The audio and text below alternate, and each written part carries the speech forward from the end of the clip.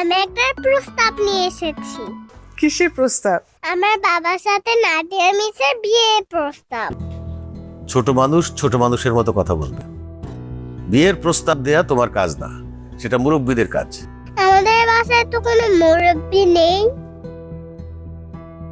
আমার দাদা দাদু মারা গিয়েছে আর আমার নানা নানু দেশের বাইরে থাকে, তাই আমি বিয়ের প্রস্তাব নিয়ে এসেছি। বলেন, আপনারা কি এই বিয়েতে রাজি আসছেন? না, আমরা রাজি না। তোমার বাবার সাথে আমার মেয়ের বিয়ে দেব না। পাকা পাকা কথা না বলে প্লিজ এখান থেকে যাও। আমার বাবা দেখতে সুন্দর, ভালো একটা জব করে, নিজের একটা ফ্ল্যাট আছে, বাইক আছে, কয়েকদিন পর একটা গাড়িও কিনবে। তারপরেও কেন মিসকে বিয়ে দিবেন না?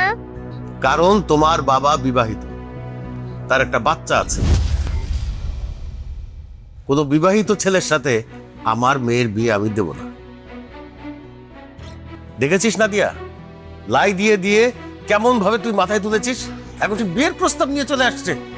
এই তুমি যাও তো, এখান থেকে যাও।